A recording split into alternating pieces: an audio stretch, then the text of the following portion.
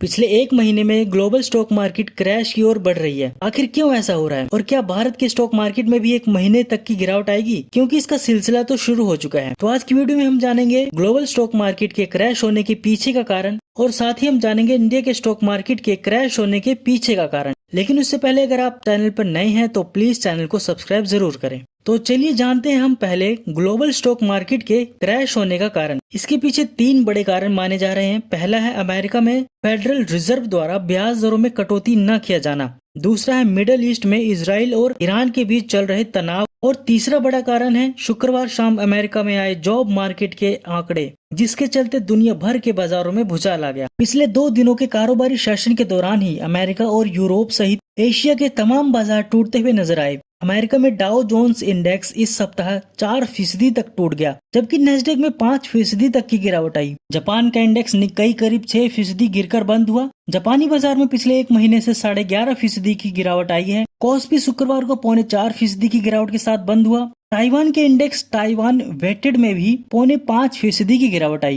यूरोपीय बाजारों में भी तेज गिरावट देखने को मिल रही है और इसके साथ ही अमेरिकी बाजारों में भी गिरावट का सिलसिला जारी है। दुनिया भर के बाजारों में आई गिरावट से निवेशकों के अरबों रुपए डूब गए हैं और वहीं बीएसई और एनएससी के इंडेक्स भी लाल निशान के साथ बंद हुए। भारत में कमिंस के शेयर में सबसे ज्यादा 7% की गिरावट देखने को मिली, जबकि एस्कॉर्ट कुबोटा का शेयर 5% गिरा, बिरला सॉफ्ट 5% गिरा, आयसर मोटर 4% गिरा और ओरेकल फाइनेंस सर्विसेज 4% गिरा। मारुति 4%, टाटा मोटर्स 4%, यूपीएल का शेयर 4%, ट्रेंट का शेयर 4% और गोदरेज प्रॉपर्टी का शेयर भी 4% तक की गिरावट के साथ बंद हुआ। और अब हम जानते हैं इंडिया के स्टॉक मार्केट में गिरावट का कारण। सबसे पहला कारण है शेयर बाजार में हालिया तेजी से वैल्यूएशन को लेकर चिंताएं बढ़ा दी है। मार्केट एक्सपर्ट्स का कहना है कि बाजार में इस समय कलेक्शन की गुंजाइश है। निफ्टी 50 का मौजूदा प्राइस टू अर्निंग यानी कि पीई रेशो 23.5 है, जो इसके 2 साल के औसत पीई 22 से ऊपर है। और दूसरा है बुधवार को तेहरान में हमास नेता इस्माइल हानिया की हत्या से भी स्टॉक मार्केट में घबराहट बन गई है। इस घटना के चलते ईरान और इजराइल के बीच संघर्ष बढ़ने की आशंका बढ़ गई है,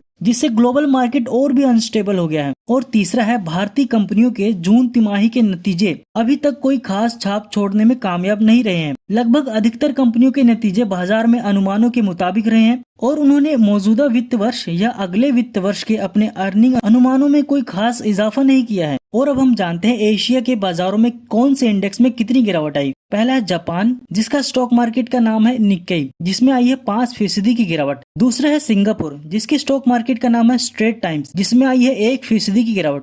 तीसरा है चीन, जिसके स्टॉक मार्केट का नाम है शंघाई कॉम्पोजिट, जिसमें आई है 0.93% की गिरावट। चौथा है कोरिया, कोरिया के स्टॉक मार्केट का नाम है कॉस्पी, जिसमें आई है 3.79% की गिरावट। और एंड में है हांगकांग, जिसकी स्टॉक मार्केट का नाम है हैंग सेंग, जिसमें आई है 2.12% की गिरावट। और अब हम जानते हैं यूरोपीय बाजारों के इंडेक्स के बारे में। सबसे पहले है यूके FTSI, जिसमें 1% की गिरावट है। जर्मनी DAX 2% की गिरावट। फ्रांस CSC 1% की गिरावट। और अब हम अमेरिकी बाजार के इंडेक्स के बारे में जानेंगे, जिसमें सबसे पहला है डाउ जोन्स 2% की गिरावट। दूसरा है नेस्डेक 2% की गिरावट। तीसरा है S&P 500 2% की गिरावट। अब वही हम जानते हैं अमेरिकी बाजार के इंडेक्स में कितनी गिरावट आई है। सबसे पहला है INTC, जिसमें आई है 27% की गिरावट। दूसरा है PSCOR, जिसमें आई है 26% की गिरावट। तीसरा है S&P 24% की गिरावट। GTLS 19% की गिरावट। CC 15% की गिरावट। OLED 15% की गिरावट और LNC 13% की गिरावट। भारत के स्टॉक मार्केट का इंडेक्स सेंसेक्स भी 80,981.95% पर बंद हुआ, जिसमें आई है 885 अंकों की गिरावट। और वहीं निफ्टी 24,717 पे बंद हुआ, जिसमें आई है